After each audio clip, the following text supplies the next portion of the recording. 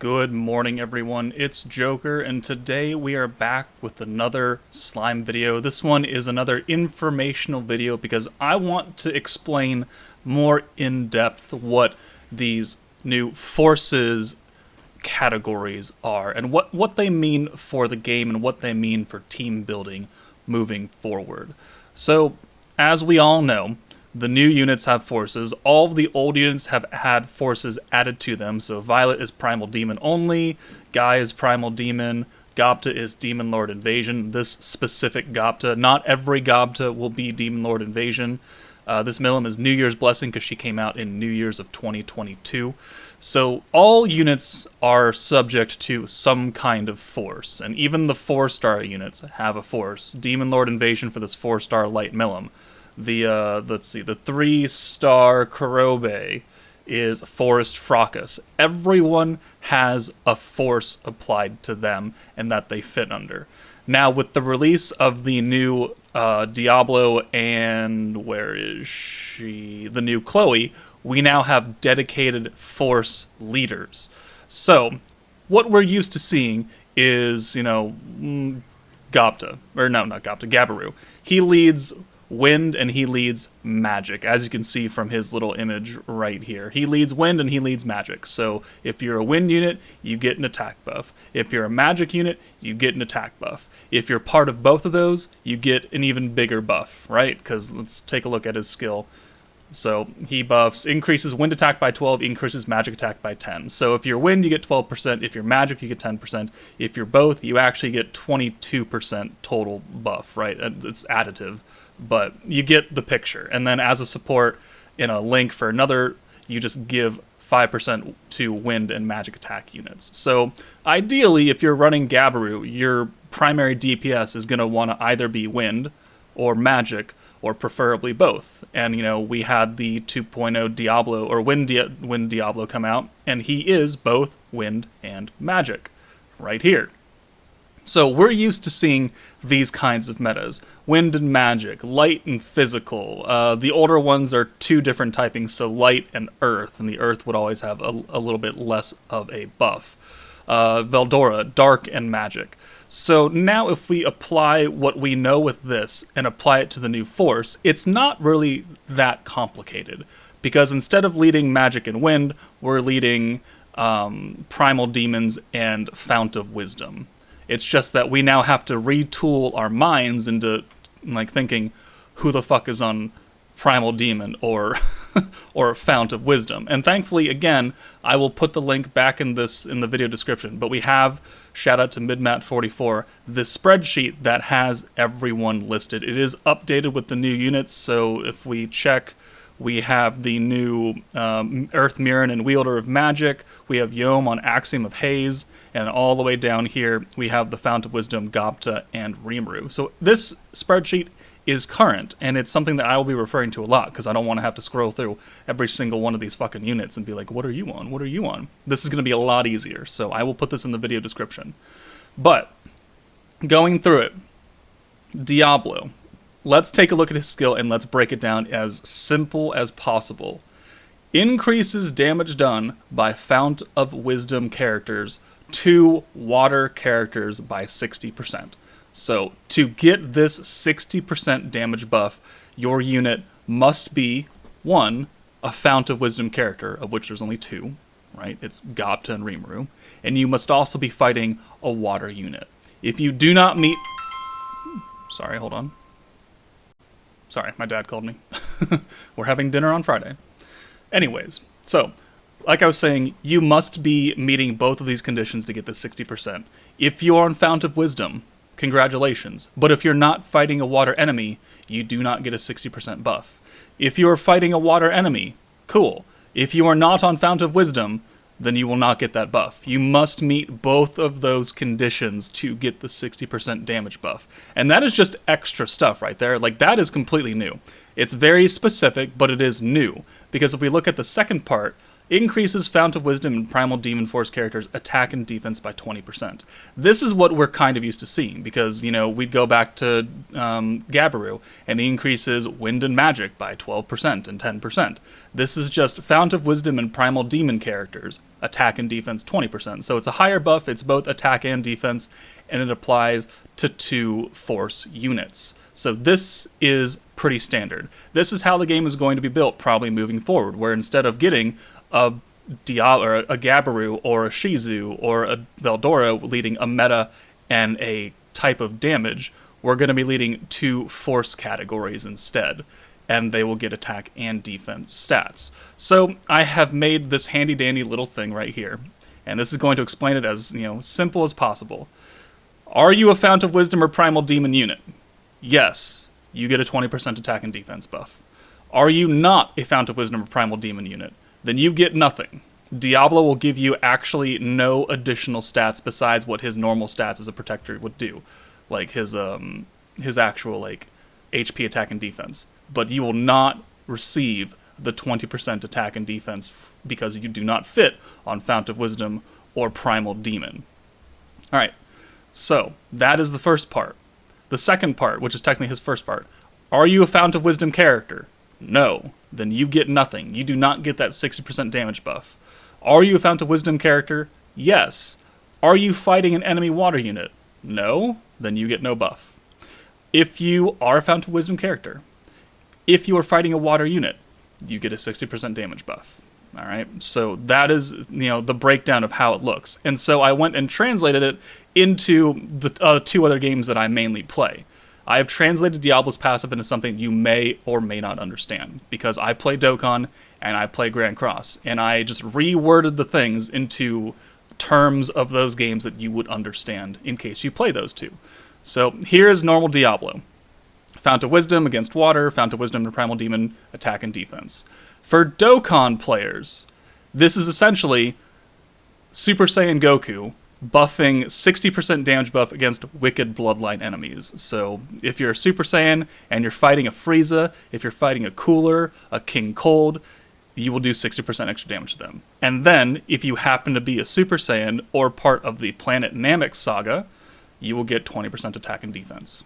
That's essentially what it is in Dokkan terms. In Grand Cross terms, let's take the new Mael, for instance. If in this, in Diablo's passive, it would be Goddess units, 60% damage buff against any demon enemy, right? That's currently what's going on in Grand Cross, is that Mael just came out.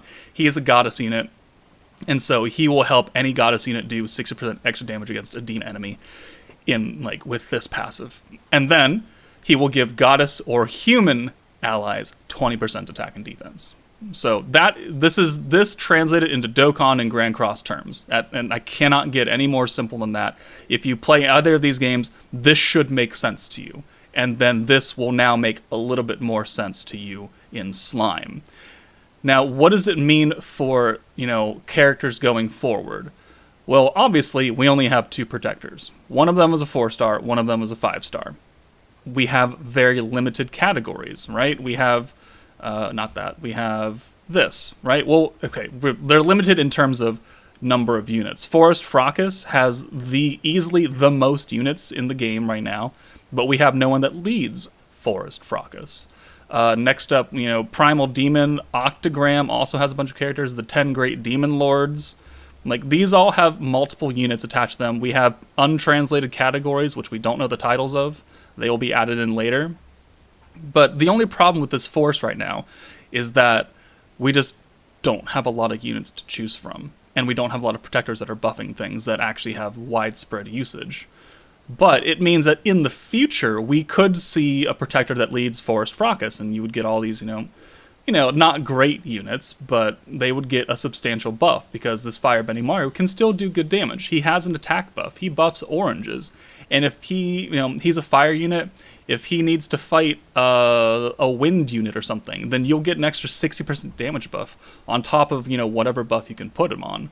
So, this can be best. And once they add more and more units into the game, which we know they're going to do, then these categories, these forces will just get bigger and bigger and bigger, and it will become more relevant for protection characters to lead good teams. Now, like any game, there are units that lead good teams and units that lead bad teams, right? If, next month we get an Axiom of Haze leader and there's literally one character in it, like, that's not great. But if he leads Axiom of Haze and, let's say, 10 Great Demon Lords, that may be a little bit better. We'll have to see.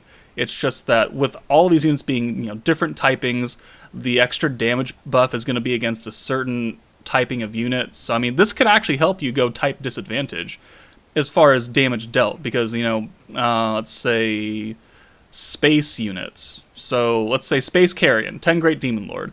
You get an extra 6% damage against Earth units. You're going to take more damage because you have type disadvantage, but at least you'll kind of make up what you would normally lose as far as type disadvantage hits against the Earth unit. You can make up for it a little bit. And then it also does allow us to see power creep increase, because these numbers, will go up eventually. Like, if we get Diablo to 120, this goes up to 25% attack and defense already. But in a year, in 6 months, we don't know. This could be 100% attack. This could be, they could easily add more categories here, so damage done by Fount of Wisdom or Octagram characters to water or light characters by 80%. Like, this allows this to go up in damage, because if we had just gotten a protector unit and it had been, let's say Veldora, and it had just been Dark Attack 20 and Magic Attack 15, like, yeah, that's cool. Team building remains the same, though, because you're just going to use dark or magic characters. What do you know? This breaks up team building. It adds more variety into the game eventually, to where we can have a lot more interesting team builds and we can do a lot more damage because of this extra damage buff right here and the increased stat buff. Because, yeah, it used to be, if this was old, it would be Fount of Wisdom 12 and Primal Demon 10. Now it's just 20% across the board for anyone who's in these categories. I mean, I don't mind it. It's just that we need more of them. And this is the same thing that happened in Dokkan. They introduced categories, and the 2 categories were pretty shit. Sorry. And then there are still categories that are still pretty shit in that game. They're underpowered, they don't have a lot of new units, they're a whole bunch of old units, or they just never get buffs in general because the characters that come out are not part of said categories. Easily the same thing can happen here, right? Going through all these battle units, like, you are a very strong unit. You're on 1 force. Hinata is a very strong unit. She is on 1 force. So I think what they should do is they should add more forces to more characters, and that way we can use more characters on different teams.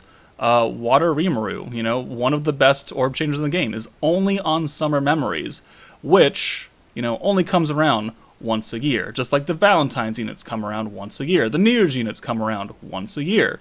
So if they follow that kind of format, we're not going to see another buff to New Year's Blessing until next New Year's for 2024.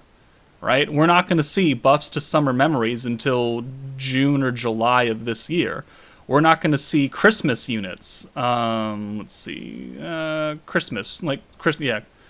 Festive Memories. We're not going to see that until Christmas of this year. Like, it's going to be a long time before we get these units. So I think they need to add these characters, especially the event, like the holiday exclusive ones, onto more categories for them to actually stay relevant. That would be, my best hope. Grim Rimuru, Otherworlder.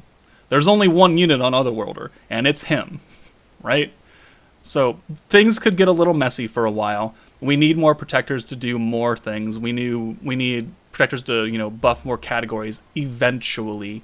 But for now, it's a start. It's a change, but it is a start. So hopefully this kind of helps you understand what forces mean for the game, how to build teams.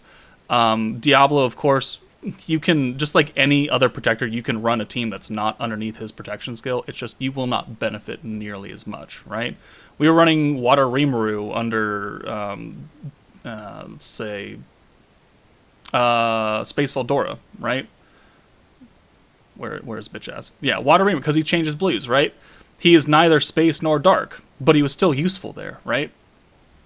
But our primary DPS was always Space Millum, who got the space buff. our primary DPS on Dark Veldora, I mean, could be anybody that's magic, because you're getting the magic buff here. He's buffing magic, stacking up to 70%. But, it makes sense. So it would make sense to run a unit that benefits the most under Diablo. It's just now you got to think a little bit harder about who that actually is going to be. So hopefully this video helped you guys out. Let me know if you still have questions in the comments, and I can make a follow-up, or I can answer them individually. But let me know what you guys think. That's it for me. Take it easy, and I'll see you later.